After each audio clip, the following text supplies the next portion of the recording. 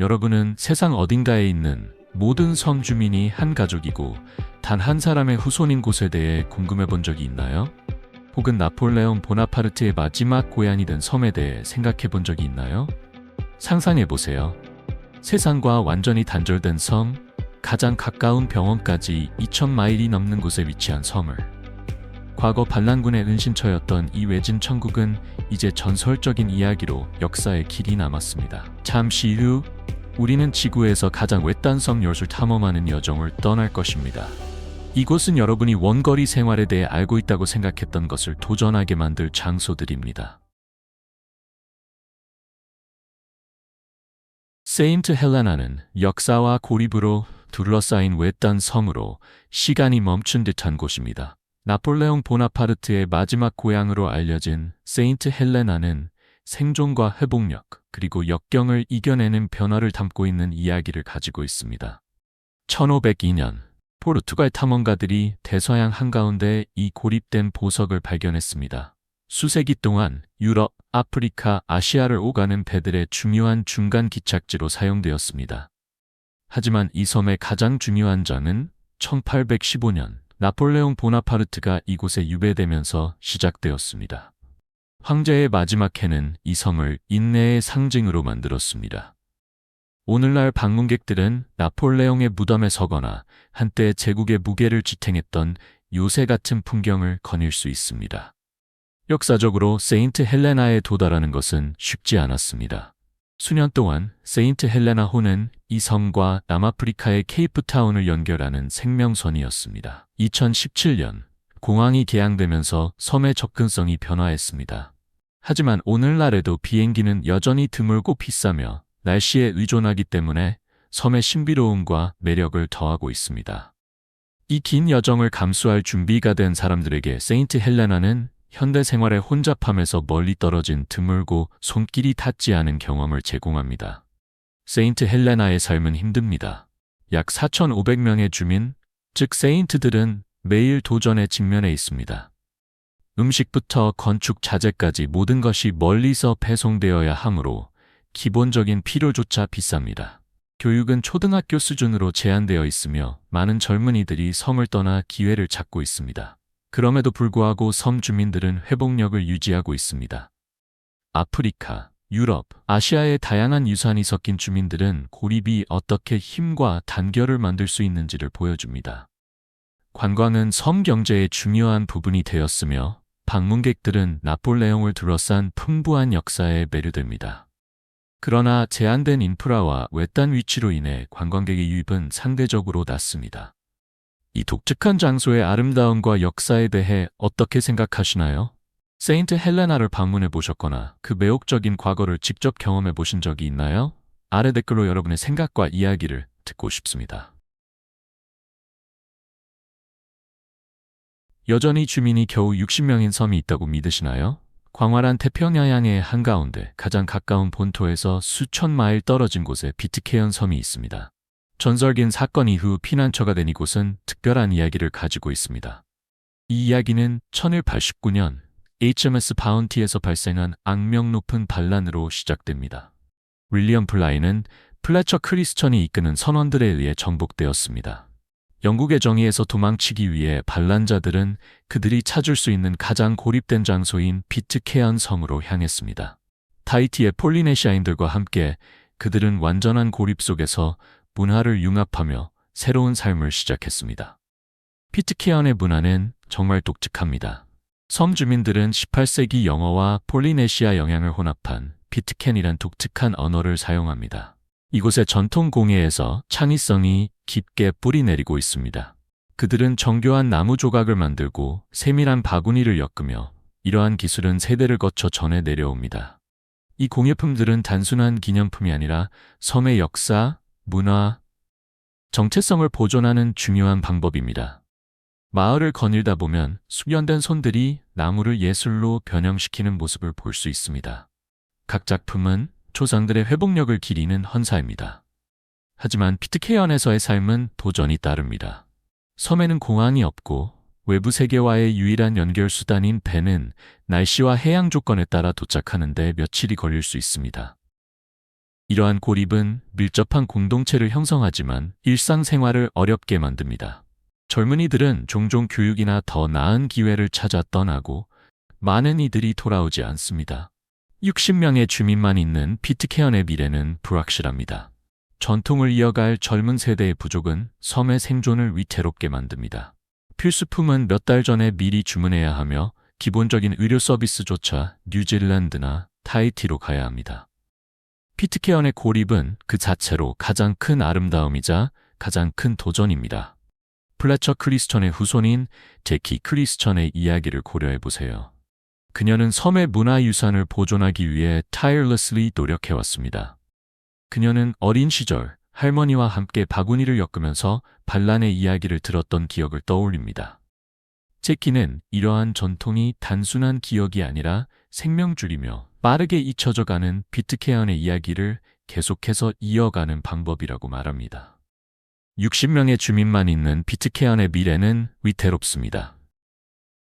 하지만 이야기는 여기서 끝나지 않습니다. 다음 고립된 섬으로의 여정을 함께 하세요. 모든 주민이 가족이며 한 남자의 직접적인 후손인 곳입니다. 하지만 계속하기 전에 우리 채널을 구독하고 알림을 켜서 이러한 매혹적인 숨겨진 보석에 대한 업데이트를 놓치지 마세요. 파머스턴 섬은 지구상의 어떤 곳과도 다릅니다. 고작 62명이 사는 이곳은 단순히 고립된 공동체가 아니라 하나의 긴밀한 가족입니다. 3명을 제외한 모든 주민이 1863년에 이 섬을 처음 고향으로 삼은 윌리엄 마스터스의 직계 후손입니다. 파머스턴에서의 삶은 단순함과 자급자족으로 정의됩니다. 상점, 은행, 시장이 없습니다. 섬 주민들은 일상적인 필요를 충족시키기 위해 자원을 활용해야 합니다. 어업은 그들의 경제의 중심으로 음식과 수입을 제공합니다. 비가 내린 물은 신선한 물의 유일한 공급원입니다. 디젤 발전기로 공급되는 전기는 하루에 겨우 6시간 동안 지속되는 사치입니다. 의료 서비스는 또 다른 도전 과제를 제공합니다. 섬 주민들은 가장 가까운 국제도의 중심지인 라로통가까지 300 넘는 긴 여정을 떠나야 합니다. 이 여행은 해양 조건에 따라 며칠이 걸릴 수 있으며 파머스턴의 고립이 얼마나 심각한지를 상기시킵니다. 이러한 어려움에도 불구하고 섬에서의 삶은 회복력의 꾸준한 리듬을 따릅니다. 여성들은 가족을 돌보는 것부터 자원을 관리하는 것까지 중요한 역할을 합니다. 그들의 기여는 공동체의 생존을 보장하며 상호 의존과 연결의 망을 만듭니다. 파머스턴 섬은 단순한 고향이 아니라 가족의 힘을 증명하는 살아있는 증거입니다. 윌리엄 마스터스는 그의 폴리네시아 아내들과 23명의 자녀를 두며 이 공동체를 세웠습니다. 오늘날 이 섬은 공유된 역사와 강한 가족 유대에 의해 번영하고 있습니다. 이 연결은 자연 세계와의 관계로 확장됩니다. 섬의 산호초는 숨이 멎을 듯 아름다울 뿐만 아니라 섬 주민의 생존에 필수적입니다. 그들은 생계를 위해 바다에 의존하며 바다의 리듬과 자원에 대한 깊은 존경심을 가지고 있습니다. 섬 공동체의 긴밀한 관계에 대해 어떻게 생각하시나요? 이곳의 손길이 닿지 않은 아름다움을 직접 경험하고 싶으신가요? 여러분의 생각과 꿈을 아래 댓글로 쓰고 싶습니다. 트리스탄 다 아쿠냐는 고립의 궁극적인 상징입니다. 겨우 250명의 주민이 사는 이 외딴 섬은 대서양 한가운데 위치하며 남아프리카에서 1700마일 이상, 남미에서 2000마일 이상 떨어져 있습니다. 하지만 이렇게 고립된 곳에서 살고 싶은 이유는 무엇일까요? 많은 도전에도 불구하고 그들은 왜 여기에 남아 있을까요? 오늘 우리는 트리스탄 다 아쿠냐에서의 삶을 더 자세히 살펴보겠습니다. 트리스탄 다 아쿠냐에서의 삶은 결코 약한 마음을 가진 사람들을 위한 것이 아닙니다. 공급품이 배로 도착하기를 몇 달 동안 기다려야 합니다. 가장 가까운 병원은 거의 2000마일 떨어져 있으며 기본적인 의료 서비스조차 얻기 위해서는 엄청난 노력이 필요합니다. 혹독한 겨울과 격렬한 폭풍이 해안선을 강타하고 바람이 너무 강해 밖으로 나가는 것조차 불가능하게 느껴질 수 있습니다. 그러나 이러한 혹독한 조건 속에는 말로 표현하기 힘든 날 것 그대로의 아름다움이 존재합니다. 조류 관찰자와 바다를 사랑하는 이들에게 트리스탄 다 아쿠냐는 성역입니다. 이곳의 바다는 멸종 위기종들을 위한 안전한 피난처이며 절벽과 구불구불한 언덕은 수많은 바다새들에게 피난처를 제공합니다. 하지만 이 낙원의 취약성을 상기시켜주는 것이 하나 있습니다. 바로 섬의 화산입니다. 1961년 화산 폭발로 인해 전체 인구가 영국으로 대피해야 했습니다. 그들은 결국 돌아왔지만 화산은 여전히 그들의 삶을 조용히 형성하는 힘으로 존재합니다. 트리스탄 다 쿠냐의 역사는 변화와 생존의 이야기입니다. 이 섬은 최초로 어부, 난파선 생존자, 탐험가들에 의해 정착되었습니다. 오늘날 이 작은 공동체는 초기 정착민들의 이름인 글래스, 그린, 스웨인이라는 이름을 여전히 가지고 있습니다. 이 가족들은 고립을 힘으로 바꾸어 모든 역경을 극복하며 단합된 공동체를 세웠습니다. 여성들은 트리스탄 다 쿠냐의 생존에서 중요한 역할을 합니다. 섬의 학교에서 아이들을 교육하는 것부터 사회 구조를 유지하는 것까지 그들은 이 고립된 공동체에 춤춥니다. 그들의 회복력, 창의성, 자원풀넷은 현대의 도전 속에서도 전통을 지켜냅니다. 오랜 주민인 메리 글라스는 섬의 아름다움과 어려움에 대해 깊은 존경심을 가지고 이야기합니다. 삶은 힘들어요, 걔는 말아. 낚시 그물을 수선하는 손을 바쁘게 움직입니다. 하지만 우리의 삶입니다. 폭풍이 몰아칠 때 우리는 함께 보입니다. 해가 비출 때 우리는 기뻐합니다. 우리가 하는 모든 일은 함께 합니다. 예멘 해안에서 200마일 이상 떨어진 인도양의 소코트라는 마치 다른 세계에 속한 듯한 느낌을 줍니다. 이 특별한 섬은 초현실적인 풍경과 놀라운 생물 다양성으로 유명합니다. 그러나 소코트라를 독특하게 만드는 것은 섬의 이상한 식물과 동물만이 아닙니다. 이곳의 사람들, 고대 관습, 독특한 언어가 이 환경만큼이나 독특한 문화를 만들어냅니다. 이는 고립, 생존, 그리고 자연과의 깊은 연결의 이야기입니다. 소코트라의 생물 다양성은 그야말로 숨이 멎을 듯합니다. 섬의 식물과 동물의 약 3분의 1이 지구 어디에서도 발견되지 않아 자연 애호가와 과학자들에게 매력적인 장소가 되었습니다. 드래곤 블러드 나무는 우산 모양의 가지와 붉은 수액으로 이 섬을 정의하는 많은 자연의 경이로움 중 하나입니다. 이 섬의 주민들은 대개 베두인과 고대 아랍 산인들의 후손으로 수세기 동안 이 특별한 환경과 조화롭게 살아왔습니다.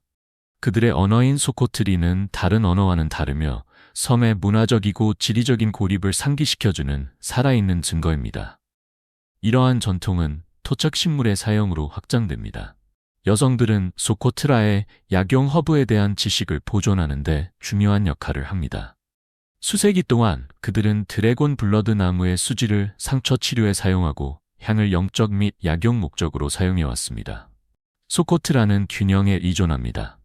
주민들은 섬의 희귀한 식물과 동물에 의존하여 음식, 약, 건축 자재를 얻지만 필요한 것만 가져가며 생태계의 생존을 보장합니다. 그러나 이러한 조화는 기후변화와 증가하는으로 인해 점점 더 위협받고 있습니다.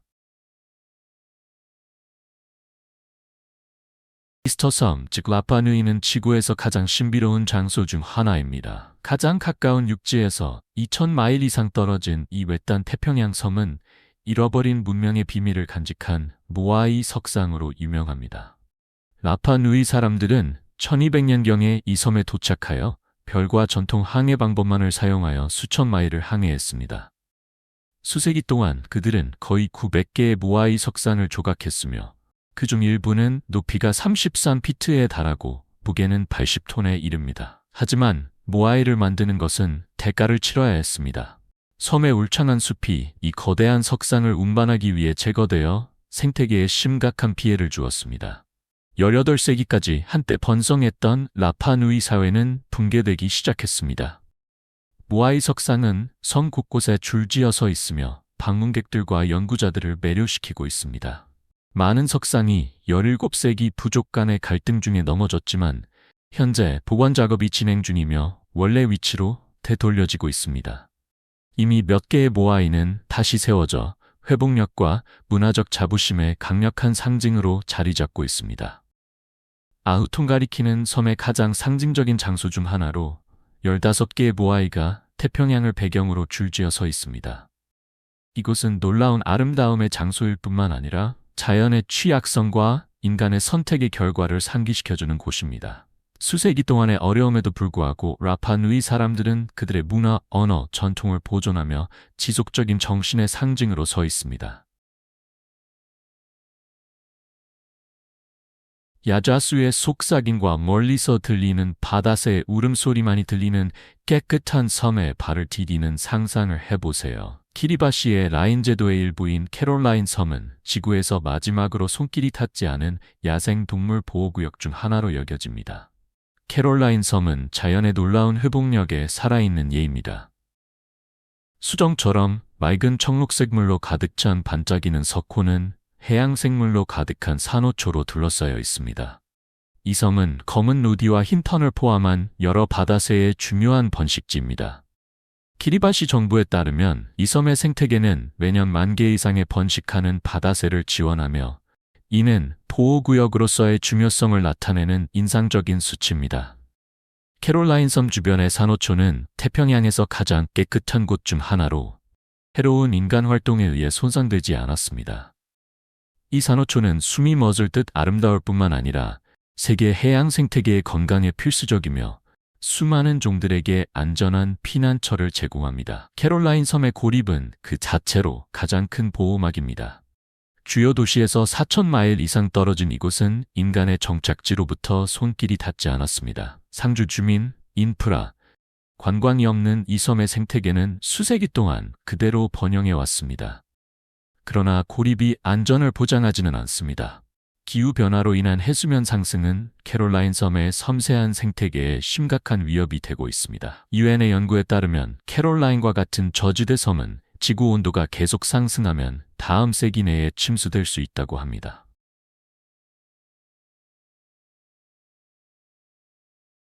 팔라완은 필리핀의 마지막 국경이라고 부리며 마치 시간이 멈춘 듯한 느낌을 주는 목적지입니다. 청록색 물, 깨끗한 해변, 울창한 열대숲이 있는 이 섬은 자연이 주인공인 곳입니다. 팔라완은 세계에서 가장 아름다운 섬 중 하나로 지속적으로 순위에 오르고 있습니다. 하지만 팔라완은 자연 애호가들에게 단순한 낙원 이상의 것을 제공합니다. 이곳은 더 간단하고 조화로운 삶의 방식을 엿볼 수 있는 기회를 제공합니다. 이 섬은 지구 어디에서도 가장 숨막히는 해변 중 일부의 고향입니다. 엘니도와 코로나는 수정처럼 맑은 물, 숨겨진 석호, 부드러운 백사장으로 유명하며 전 세계에서 방문객들을 끌어모읍니다. 이 해변들은 그 아름다움 이상으로 섬의 생태계에 중요합니다. 팔라완 주변의 산호초는 세계에서 가장 다양한 생태계 중 하나로 600종 이상의 물고기를 지원합니다. 이들은 또한 지속 가능한 어업과 생태 관광 이니셔티브를 통해 지역 공동체에 중요한 수입원을 제공합니다. 필리핀 관광부는 팔라완의 해변이 단순한 관광지일 뿐만 아니라 미래 세대를 위한 이러한 취약한 생태계를 보호하기 위한 해양 보존 노력의 중심이라고 강조합니다. 팔라완은 또한 희귀하고 고유한 종으로 가득 찬 열대우림의 피난처입니다. 이곳의 가장 유명한 장소 중 하나는 유네스코 세계유산인 푸에르토 프린세사 지하강 국립공원입니다. 이 지하강은 석회암 동굴을 지나며 방문객들에게 자연의 손길이 닿지 않은 아름다움을 제공합니다. 이 섬은 희귀한 팔라완 공작새, 필리핀 팡골린, 바다소로 알려진 듀공의 서식지로 야생동물 애호가들에게 꿈의 목적지입니다. 팔라완의 여성들에게 자연은 단순한 배경이 아닙니다. 그것은 그들의 삶의 방식입니다. 많은 지역 여성들이 생태 관광 이니셔티브의 선두에 서 있으며 방문객들을 맹그로브 숲으로 안내하거나 토착식물과 그 전통적 사용에 대해 교육합니다. 팔라완은 또한 저렴한 생활비를 제공하여 관광객뿐만 아니라 은퇴자와 외국인에게도 매력적인 옵션이 됩니다. 여유로운 생활 속도, 신선한 해산물, 환영하는 공동체가 있는 이곳은 사람들이 현대 생활의 스트레스를 피할 수 있는 곳입니다. 생활비 데이터베이스인 덤베어에브 팔라완의 생활비는 주요 도시보다 상위 낮아 평화와 만족을 찾는 이들에게 이상적인 목적지가 됩니다. 로드하우섬은 타스만 해의 초승달 모양의 보석으로 놀라운 자연의 아름다움이 있는 곳입니다. 세계에서 가장 남쪽에 위치한 산호초가 있는 이곳은 시간이 멈춘 듯한 환경을 제공합니다. 하지만 이 섬의 진정한 마법은 풍경뿐만 아니라 사람들이 이 독특한 생태계를 보호하고 조화롭게 살아가는 방식에 있습니다. 로드하우 섬을 둘러싼 산호초는 그 종류 중 가장 남쪽에 위치하며 6km에 걸쳐 수정처럼 맑은 물을 가로지릅니다. 그레이트 베리어 리프 해양공원 당국에 따르면 이 산호초는 500종 이상의 물고기와 90종의 산호를 포함한 놀라운 생명체를 지원합니다. 하지만 이 산호초의 중요성은 그 아름다움 이상입니다. 이는 섬의 생존에 필수적이며 폭풍으로부터 자연 보호막 역할을 하고 지역 어업 경제를 지원하며 섬의 해양 생태계를 유지하는 유아기 역할을 합니다. 로드하우 섬은 관광과 보존 사이의 균형을 마스터했습니다. 언제든지 400명의 방문객으로 제한함으로써 섬은 자연의 아름다움이 손상되지 않도록 보장합니다. 이 모델은 지속 가능한 관광의 성공 사례로 세계적인 찬사를 받았습니다. 이러한 노력은 로드하우 섬의 유네스코 세계유산 지위의 주요 요소로 특별한 생태적 중요성을 인정받았습니다.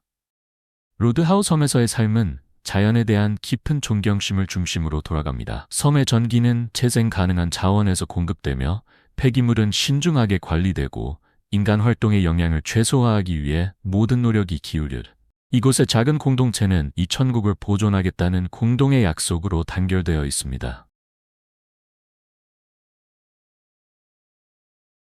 포르투갈의 사바지섬, 즉 이라스 셀바젠스는 마데이라와 카나리아 제도 사이의 북대서양에 자리 잡고 있습니다. 이 작은 무인도는 유럽에서 가장 고립된 영토 중 일부로 2000년부터 자연보호구역으로 보호받고 있습니다. 조류 관찰자와 자연 애호가들에게 사바지섬은 인간의 영향을 받지 않은 야생동물을 체험할 수 있는 드문 기회를 제공합니다. 사바지섬은 생물 다양성의 성역입니다. 포르투갈 정부에 의해 엄격한 자연보호구역으로 선언된 이곳은 멸종위기 바다새와 취약한 생태계를 보호하는 것이 주요 목적입니다. 이 섬은 세계에서 가장 큰 코리의 쉐어워터 집단 중 하나인 2000쌍의 번식쌍을 보유하고 있습니다. 포르투갈 자연보호 및 산림연구소에 따르면 이 섬은 이주하는 새들의 중요한 중간 기착지이자 여러 멸종 위기종의 번식지로 작용합니다. 인간의 거주지가 없기 때문에 희귀한 식물들이 번성할 수 있었고, 이는 지구에서 좀 더 드물어지는 생태계를 형성하고 있습니다. 고립은 사바지섬의 가장 큰 강점이었습니다. 이곳은 많은 다른 생태계가 영향을 받는 환경 파괴로부터 보호받고 있습니다. 섬에 대한 접근은 엄격하게 통제되며 연구자, 보존가, 제한된 수의 생태 관광객만이 매년 허용됩니다. 이는 섬의 취약한 생태계가 인간의 방해로부터 보호받도록 보장합니다. 그러나 그들의 고립은 또한 외부의 위협에 취약하게 만듭니다. 해수면 상승, 외래종, 불법 어업은 이 독특한 환경의 장기적인 건강에 심각한 도전 과제가 됩니다. 사바지섬은 포르투갈의 보물이 아닙니다. 그것은 전 세계의 자산입니다. 이 섬을 보호하는 것은 그 해안 너머로 확장되는 생태계를 보존하는 데 도움이 됩니다. 불법 어업에 대한 더 엄격한 국제 규정을 지원하고 생태 관광을 촉진함으로써 우리는 이 섬이 미래 세대를 위한 성역으로 남도록 도울 수 있습니다.